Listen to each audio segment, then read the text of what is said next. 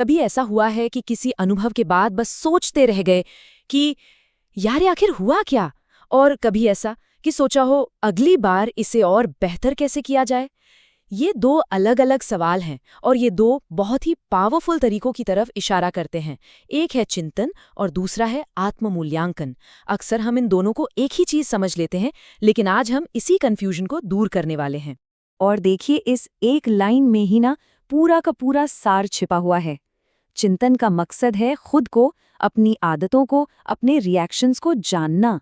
वहीं दूसरी तरफ आत्म-मूल्यांकन का मकसद है उस जानकारी का इस्तेमाल करके आगे बढ़ना। तो ये जो जानना और बढ़ना है ना, यही हमारे आज के विश्लेषण का मेन फोकस है। अब ये तस्वीर देखिए, क्या कमाल की है ना? ये पूरी बात को कितने अच्छे से समझा रही है। ऐसा समझिए कि ये दोनों हमारे पर्सनल जीपीएस की तरह हैं। चिंतन हमें बताता है आप अभी यहाँ हैं, मतलब ये हमें अपनी मौजूदा सिचुएशन की एक गहरी, ईमानदार समझ देता है। और आत्म-मूल्यांकन, वो हमें हमारी मंजिल तक पहुंचने का सबसे अच्छा रास्ता दिखाता है, यानी एक पूरा एक्शन प्लान देता है। तो आगे हम क्या करने वाले हैं? सबसे पहले हम चिंतन की कला को समझेंगे, फिर हम आत्म-मूल्यांकन के विज्ञान को जानेंगे, फिर दोनों की आमने-सामने तुलना करेंगे और आखिर में ये देखेंगे कि कब कौन सा टूल इस्तेमाल करना है। तो चलिए सफर शुरू करते हैं चिंतन से। ये एक तरह की कला है, अपने ही तजुर्बों में छिपे खजाने को ढूंढ निकालने की।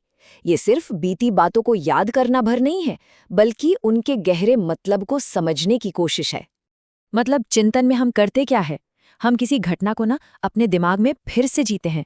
हम ये महसूस करने की कोशिश करते हैं कि हमने कैसा फील किया, हमने क्या सीखा और हमारे उस बर्ताव का असली मतलब क्या था। इसमें कोई सही या गलत जवाब नहीं होता, सिर्फ और सिर्फ गहरी समझ होती है। लेकिन हाँ, इसका मतलब ये नहीं कि बस यूं ही कुछ भी सोचते रहना है। नहीं, चिंतन का भी एक सिस्टमैटिक तरीका है जिसमें ये 10 स्टेप्स होते हैं। ये पूरा प्रोसेस आपको ज़रूरत पहचानने से शुरू करके अनुभव को दोबारा जीने और आखिर में जो सीख मिली है उसे समझने तक ले जाता है, ताकि आपको सच में कोई गहरी और काम की इंसाइट मिल सके। अब ये स्टेप्स सुनने में थोड़े थियोरेटिकल लग सकते हैं, है ना? तो चलिए इसे कहानी से समझते हैं। कहानी एक ऐसे स्टूडेंट की जिसे अपना वेब डिज़ाइन प्रोजेक्ट टाइम पर पूरा करना था, लेकिन उसकी टालमटोल करने की आदत ने सब कुछ गड़बड़ कर दिया।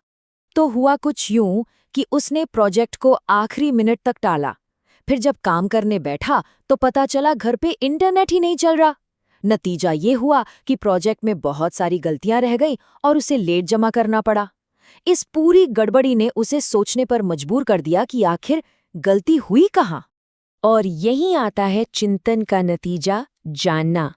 उस लंबी वॉक के बाद स्टूडेंट को सिर्फ ये समझ नहीं आया कि प्रोजेक्ट लेट हो गया, नहीं, उसे अपने बारे में, अपनी आदतों के बारे में गहरी बातें पता चलीं, जैसे कि वो मुश्किल कामों से बचता है और उसे टाइम मैनेज करना बिल्कुल नहीं आता। ये उसके लिए एक आहा मोमेंट जैसा था, जहां उसे अपने बर्ताव की असली वजह दिखाई दी। तो ठीक है, हमारे स्टूडेंट ने जान तो लिया कि असल प्रॉब्लम क्या है, पर अब बारी है बढ़ने की। और यहीं पर एंट्री होती है आत्म-मूल्यांकन की, जो कि सुधार करने का एक साइंटिफिक तरीका है। और देखिए, यहीं पर फर्क साफ हो जाता है। अगर चिंतन एक आर्ट था, तो सेल्फ असेसमेंट यानी आत्म-मूल्यांकन एक साइंस की तरह है। ये बहुत ज़्यादा स्ट्रक्चर्ड होता है। इसमें आप पहले से ही कामयाबी के कुछ पैमाने तय करते हैं और फिर चेक करते हैं कि आप उन पर कितने खरे उतरे। इसका पूरा का पूरा फोकस भविष्य के प्रदर्शन को बेहतर बनाने पर होता है।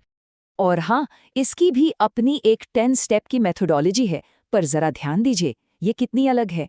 यहाँ क्या होता अगर जैसे खुले सवाल नहीं है, बल्कि मानदंड, सबूत और माप जैसे ठोस शब्द हैं। ये एक डेटा पर आधारित प्रोसेस है जिसका मकसद सिर्फ समझना नहीं, बल्कि ठोस सुधार लाना है। चलिए फिर से चलते हैं हमारे स्टूडेंट के पास। जो समझ उसे चिंतन से मिली थी ना, अब वो उसे आत्म-मूल्यांकन का इस्तेमाल करके एक सॉलिड एक्शन प्लान में बदलने वाला है। और ये है बढ़ने का प्रोसेस।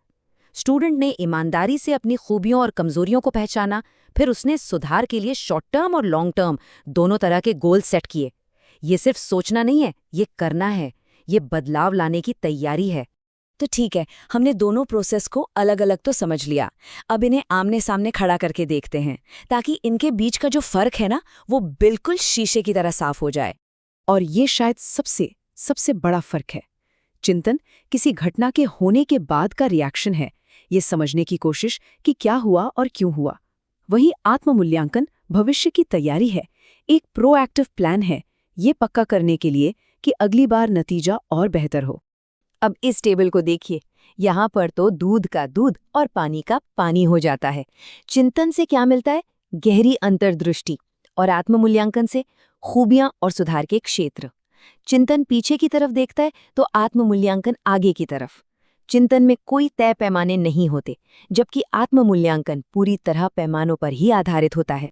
तो अब आते हैं सबसे जरूरी सवाल पर कि भाई कौन सा टूल कब इस्तेमाल करना है, क्योंकि सही वक्त पर सही प्रोसेस अपनाने से ही तो बेस्ट रिजल्ट्स मिलते हैं। तो चिंतन कब करना चाहिए? तब जब आप किसी अनुभव का मतलब ढूंढ रहे हो, जब मन में कोई उलझन हो, जब आप खुद से सवाल कर रहे हो, या जब कोई घटना आपके दिमाग से निकल ही नहीं रही हो। इसका लक्ष्य होता है साफ साफ और गहरी समझ हासिल करना। और फिर आत्ममूल्यांकन कब करें? सीधी सी बात है, जब आपका लक्ष्य साफ हो कि मुझे अपने परफॉर्मेंस को बेहतर बनाना है, जब आपके पास एक मंजिल हो और आपको वहां तक पहुंचने के लिए एक ठोस प्लान की जरूरत हो। और सबसे मजेदार बात क्या है? अक्सर एक अच्छा चिंतन ही इस बात का इशारा करता है कि अब एक असरदार आत्ममूल्यांकन करने का वक्त आ गया है। तो अब सवाल ये उठता है कि हमारे पर्सनल ग्रोथ के सफर में अगला कदम क्या होगा? क्या हमें पहले रुककर कुछ जानने की जरूरत है, या फिर सीधा बढ़ने के लिए एक एक्शन प्लान बनाने की? इसका जवाब इस बात पर निर्भर करता है कि हम अभी कहाँ हैं और पहुंचना कहाँ चाहते हैं।